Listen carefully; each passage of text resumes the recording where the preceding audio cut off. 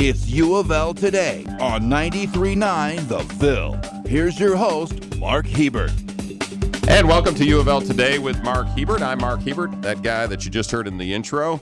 Glad you're joining us on this day. We've got an interesting show lined up for you today. And as I always say at the start of these shows, this is the show that's going to make you a little bit smarter and going to give you some great information about the University of Louisville that you can go brag about to all your friends. So hopefully by the end of this show in 30 minutes or so, you'll be a little bit more intelligent and have some tidbits about the University of Louisville that you didn't know before. So coming up on today's program, we'll talk to a new member of UofL's faculty who's doing some really interesting work in our oceans, testing whales, turtles, and more recently alligators to see how they've been impacted by oil spills, pollution, and cancer-causing metals in the Earth's waterways. But first, you've seen all the ads for massage parlors and strip clubs in the newspaper or in Leo. It's part of the adult entertainment business. And a University of Louisville researcher has found that those ads and commercials spike in cities that are hosting big sporting events like the Super Bowl or the NCAA Final Four. Theresa Hayden is a professor of criminal justice at UofL, and she also has a degree in social work from the University of Louisville. And she's been doing that research on sex trafficking.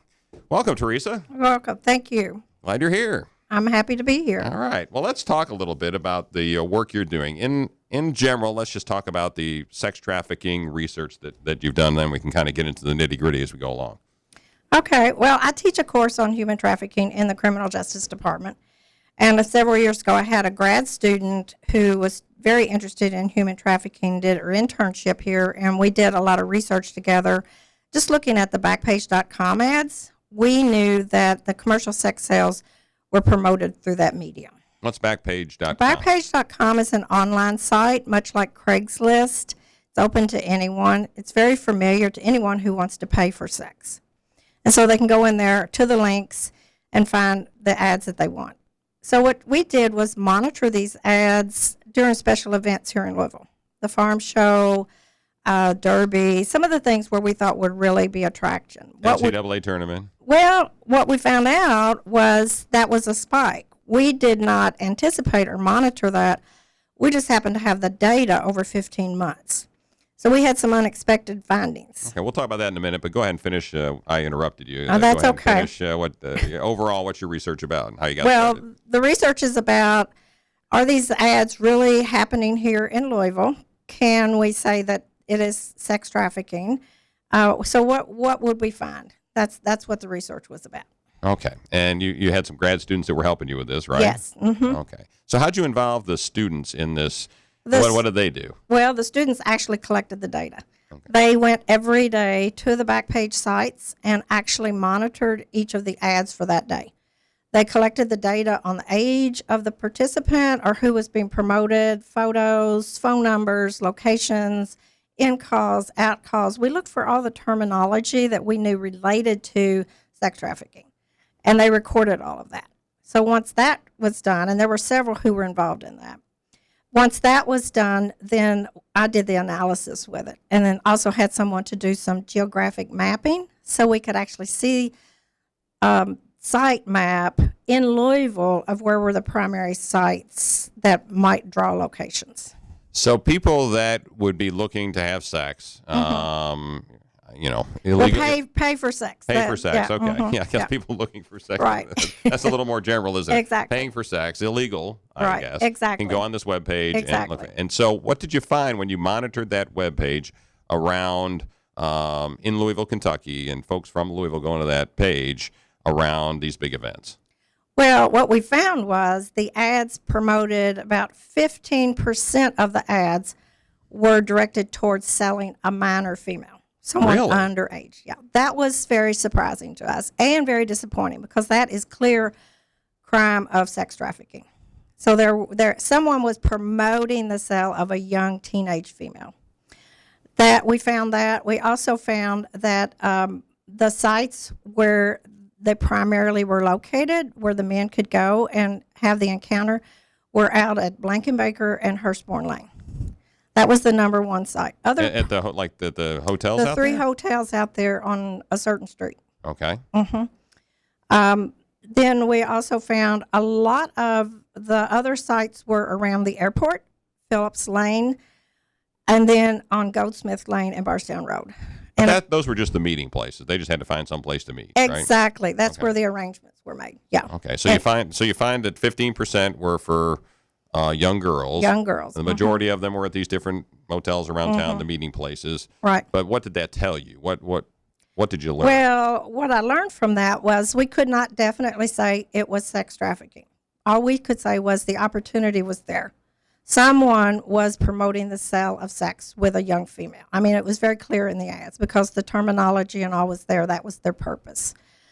The fact that they were minors is a clear indicator of sex trafficking because to Kentucky law and federal law both, anyone under the age of 18 who is exploited sexually in any way is a crime. All right, we're talking with Theresa Hayden, who's in the Department of Criminal Justice at the University of Louisville. She's a faculty member and has done some studies and research on sex trafficking, as you've been hearing about. So you could only find that make a direct tie to sex trafficking and human trafficking in those that were minors, that people are trying to contact minors, correct? Exactly, because if they're an adult, we could not assume or go with the idea that that was a sex trafficked person. Although what we did know, the average age of entry into this exploitation is about 13 years of age. Wow. And what I've heard from women who have been caught up in that for years, they might have been pulled into it at 12 or 13, but at 27, 28, they're still doing it. So they are the prostituted women that we see quite often as adults.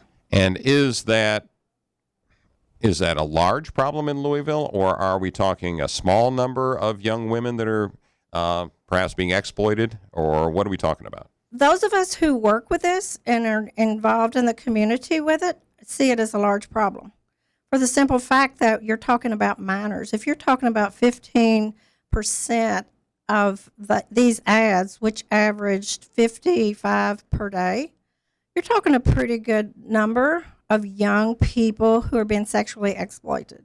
The consequences of that are very, very long term. So we see that as a huge problem. Let me move to just a one-off here. Those ads I talked about that you see on the back page of the Leo, or you see massage parlor ads all the time in the newspaper, those kinds of things. Are those the same as, and they have the same impact, or have you studied them, as this web page that people can go to looking to pay for sex? We haven't studied those, but I do find connections for addresses, similarities among the ads of the way they're promoting. It's just a different media format of promoting the same thing. And if we were to actually study those and be able to get into them, I suspect we'd find the same thing. I think most folks would say, playing devil's advocate here, most folks in the adult entertainment business would say these are adults. They can do what they want with their money. We're not running a sex trade here. We're not doing illegal prostitution. We're an entertainment business. What would you say? I would agree with you. That's the reaction. I get that reaction also from law enforcement, from a lot of people who are saying, well, they make this choice. The fact of the matter that we learn is these women are not making a choice. Who would deliberately make a choice to go out and be beat up, threatened, have violence exposed to them multiple times a day? These encounters happen at a very young age. That's where our concern is, because the young girls get pulled in at a very young age and then they're trapped and they're stuck. In that sense, it's not a choice. All right, we'll be back to talk a little bit more with Theresa Hayden here in just a minute. You're listening to UofL Today with Mark Hebert on 93.9 The Bill. You know, the perfect bank should be mobile, not just online. It should have amazing programs for all your financial needs. It should be involved in the community, and you should be one of the owners. Actually, that's not a job for a bank. You need something a little different. Luckily, we're not a bank. We're so much more. And now we're the preferred credit union partner of the University of Louisville. Commonwealth Credit Union. Here, we see you differently. Visit WeSeeUofLDifferently.com for more information. My name's Natalie. I'm a junior studying communications at the University of Louisville. U of L has given me mentorship opportunities. I'm in the honors program. I've had a lot of opportunities through that. I got involved in Greek life. I'm a Cardinal ambassador, so I get to show people what I love about our university. And then I'm also on the student orientation staff, so I get to work with the incoming freshmen and calm any of their nerves about college, and just show them my passion for U of L and hopefully transfer that to them. Family is really what it's all about here at U of L. Go Cards! Welcome back to UofL Today with Mark Hebert. We're talking to Theresa Hayden, who's a faculty member of the Department of Criminal Justice at the University of Louisville. Let's talk a little bit about those big events. Derby, the NCAA tournaments when they come to town, Oaks. What is the impact, or what have you seen happen with those ads on that webpage that folks go to when these big events come to town? What we know about commercial sex sales, it's a supply and demand business. So the demand is very, very high when you're going to have a time period where there are people who have just a lot of disposable income and really want to spend money at that time. That's why these ads pike during big events, because you have a lot of people coming into town with money they want to burn in their pocket. So the supply is there. They need the supply of women. They're even brought in from other areas. We can track it down from cell phones where they've been brought in from Florida, Pennsylvania, Las Vegas. There's certain routes that we can see where they're being trafficked. So at that point in time, they'll have to bring in women who are not local. And that's the draw around the big events. And from your perspective, are these adult women that are coming in from other towns and even in Louisville for these big events that are essentially selling themselves, are they sex slaves, or are they just out to make a living? I would say it's some of both. Some of both. Some of the women are actually trapped in as form of a slavery. But when you talk about making a living, once again, I go back to the point that these women have been pulled out of their normal life at a very young age. They've dropped out of school at 6th and 7th grade.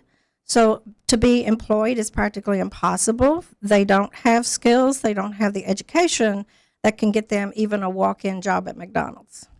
Have you talked to some of these women that are perhaps between the age of 13 and 18? I mean, I kind of put the 18 and above in a different category than the 13 to 18, as you, I suspect, do too. Have you talked to any of those women that are teenagers and said, hey, why are you doing this? Or have they agreed to be interviewed by you or your grad students? We are working with that group through some of the service agencies here in Louisville, through the detention center, because that's where we're beginning to identify them. These young women are being arrested for crimes that are not related to prostitution or loitering, but they're actually being trapped in the sense of that's kind of why they go out and do the drugs or why they might steal, that kind of thing. In that sense, we're trying to learn a lot more from them. I'm involved with researchers at Kent School of Social Work, and we've developed the Human Trafficking Research Initiative, and we're totally beginning to look at this issue and trying to identify characteristics among those young women. All right, you just headed down that path, so I'll ask you, what's next? I mean, what you've already talked about the research you hope to do next. What can we do, or those of us who are listening, to pay attention to this issue and to shine some light on this issue, especially these young girls that are getting in this business? I guess what you can do is start believe it's real and start believe that it's actually happening here in Louisville. It's hard for us to think of that, but there are a lot of young people who just don't have the wonderful lives that we all do. And so for whatever reason, they run away from home. They're trying to get away from a bad situation. They get tricked into this. And so just be aware, recognize that this is potentially happening here in Louisville, and we have a big issue with it. And if I'm at a hotel out in Louisville someplace and I see some 50-year-old guy walking in with a girl that looks like she's 13 and dressed perhaps inappropriately for a girl of 13, what should I do? You might alert the clerks at the desk. And actually, we had a situation like this very recently. One of my former students in my course is working as a desk clerk at a hotel downtown. And she contacted me one Sunday afternoon, and she said, Theresa, I just know that this person is checking in here for this purpose, and she's a regular in here, and there are men going up to her room. So we followed the protocol that's necessary and contacted LMPD and had an investigation, and we're still working with that.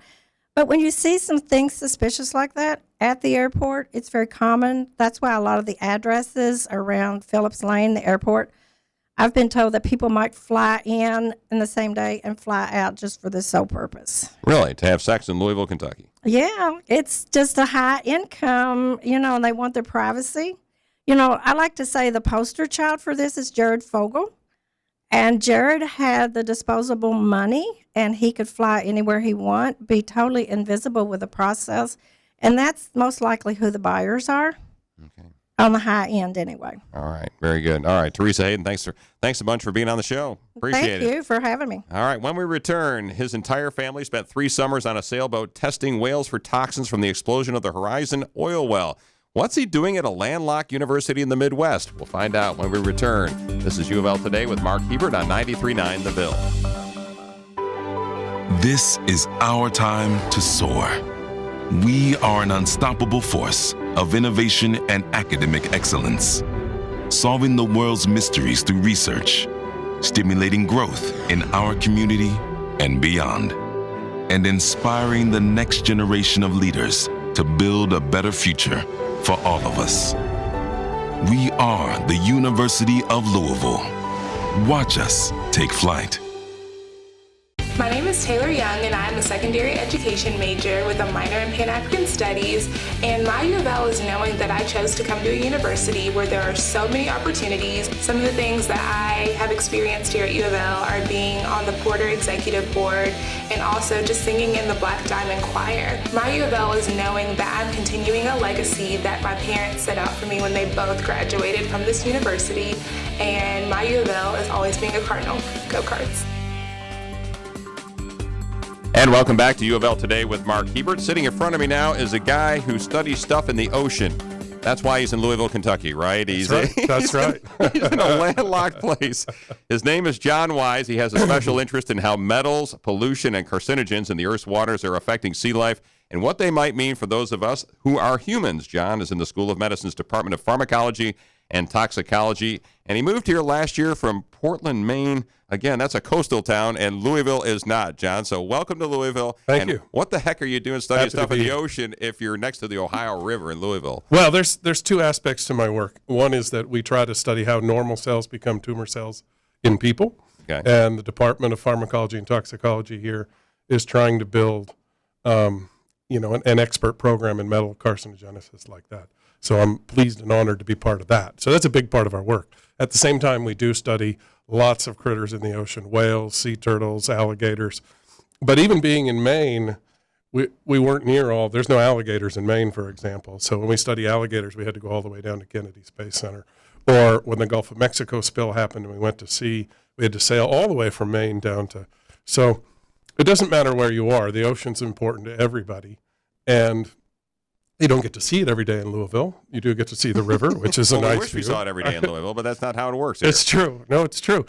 The nice thing about Louisville is it's easy to get anywhere. So in a lot of ways, Louisville's easier for our work than Maine. In Maine, we were way up in the corner of the country, and it took forever to get anywhere. So you got a good airport here, and you can get down to Florida. Or Yeah, Texas good or airport, wherever. good roads. We can get around. We usually drive most places because we got to haul a lot of equipment.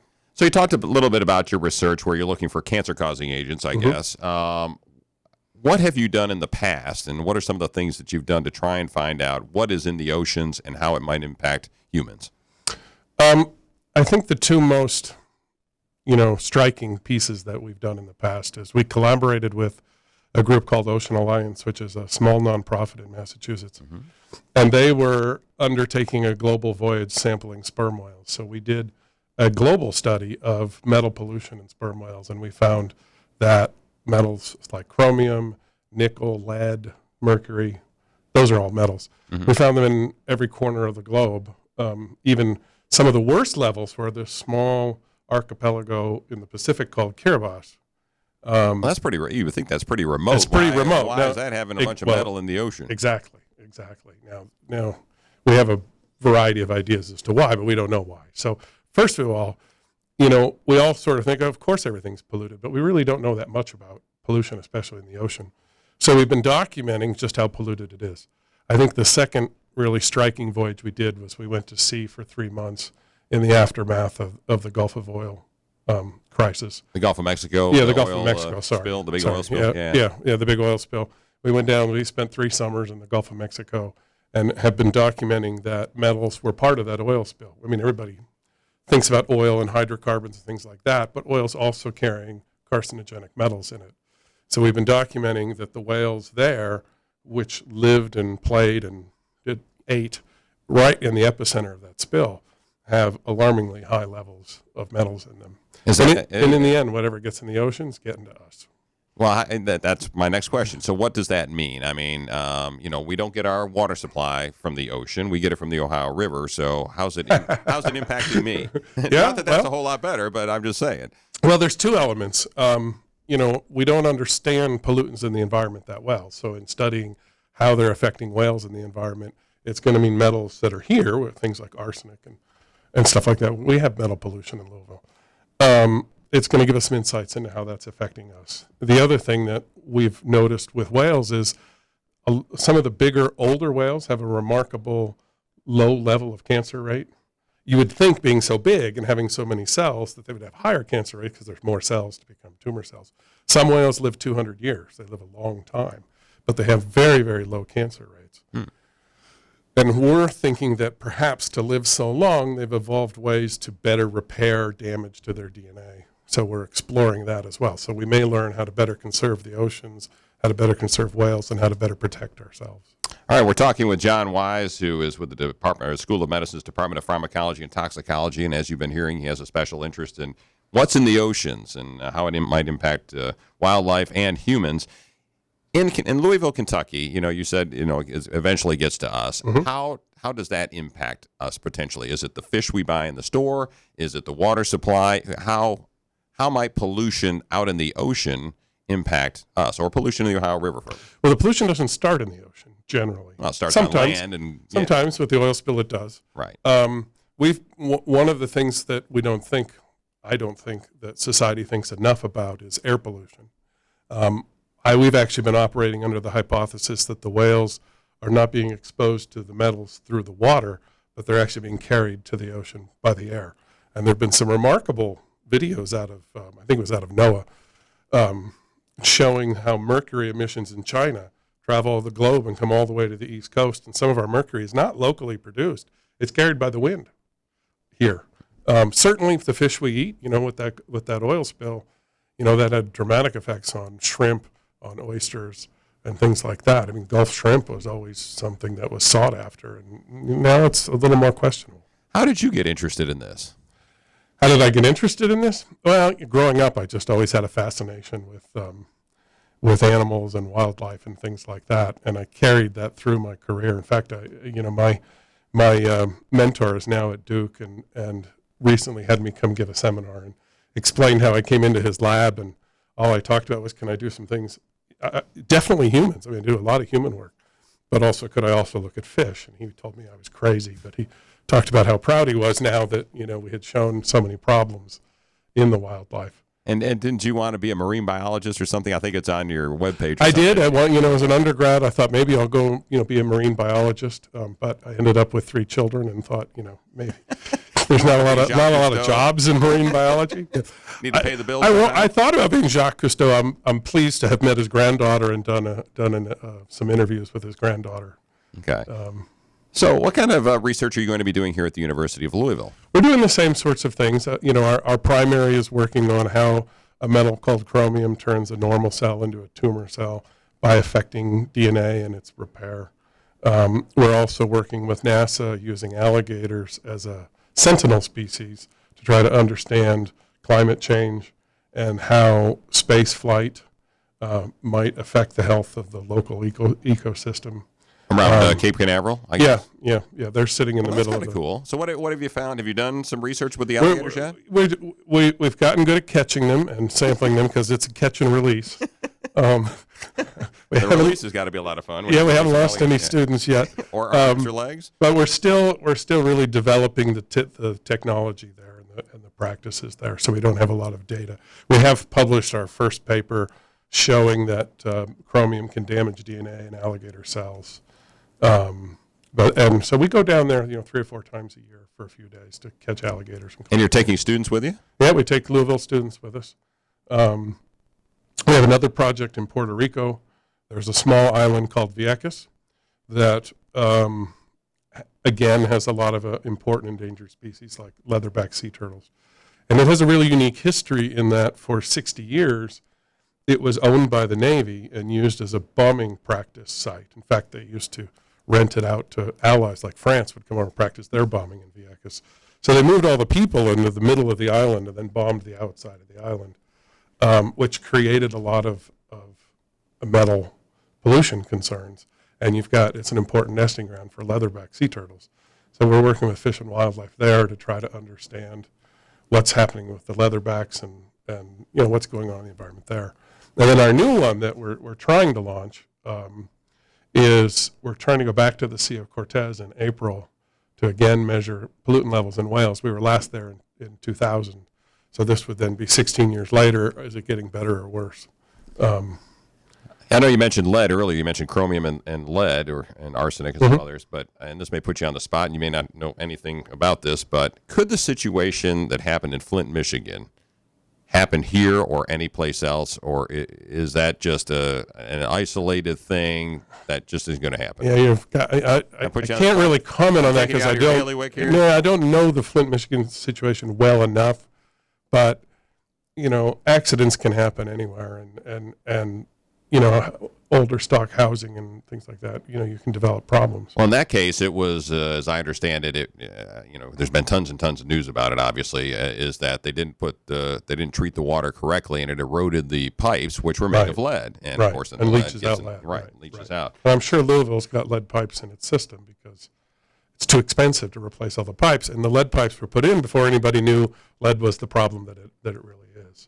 And when I was a kid, we had leaded gasoline because we didn't understand. Leaded gasoline, lead paint. Yeah, everything. And that's part of the importance of the research is there are things that we do as a society because we don't know. And then when we know, we try to fix it. I think one of the remarkable things about the Gulf oil spill in the aftermath is a big source of argument in it has been were the animals actually exposed to oil. Now, you and I look at it and go, hello, we saw it on the top of the water. But the reality is nobody knows what there was before the oil spill. So you have no baseline to compare it to. It's remarkable to me that you would allow development somewhere and not, if it was on land, you'd have to have some pre-measurements so you could measure your impact. But out on the ocean, we don't regulate. You don't have a standard. You don't have a floor to start with. Right. So when a spill like that happens, the offending company is allowed to say, well, how do you know it was us? Could have been something else 20 years ago. It's just laying around in the water. Natural seeps in the bottom of the ocean. Right. Right. Are you going to work at all and do anything on the Ohio River? I hope to. I hope to develop some things on the Ohio River. We just got settled in and haven't had time to meet the people who are doing work on the Ohio and try to collaborate with them, and certainly would like to work on the Ohio. All right, well, before I let you go, I got to ask you, what do you think about the city of Louisville? And you don't have to say all nice things just because you're here, but, honestly, you came from Portland, Maine, you came here. What do you think? Yeah, well, and Portland's where I grew up, so for me it was home. I think the thing I tell people most commonly about Louisville is it's a remarkably friendly city. Everybody's pretty pleasant. People will stop and have conversations with you on the street. I drive a Chevy Volt, which is partly electric, partly gas.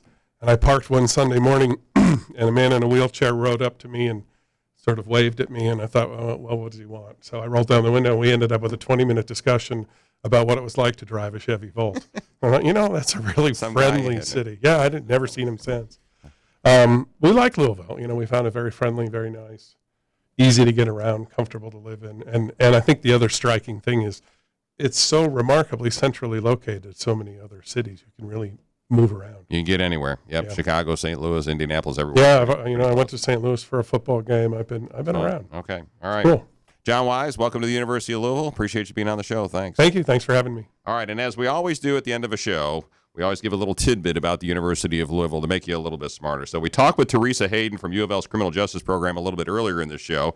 So we'll end with a little tidbit about the Criminal Justice Program. Did you know that U.S. News & World Report ranks UofL's online graduate program of criminal justice number 9 in the country? Top 10, that's pretty good. That's pretty good. So, all right, you can find the podcast of UofL Today with Mark Hebert on SoundCloud and iTunes U. Always thank you to Metro TV and KETKY for airing video of these shows. And also thanks to all of you for listening, and go Cards.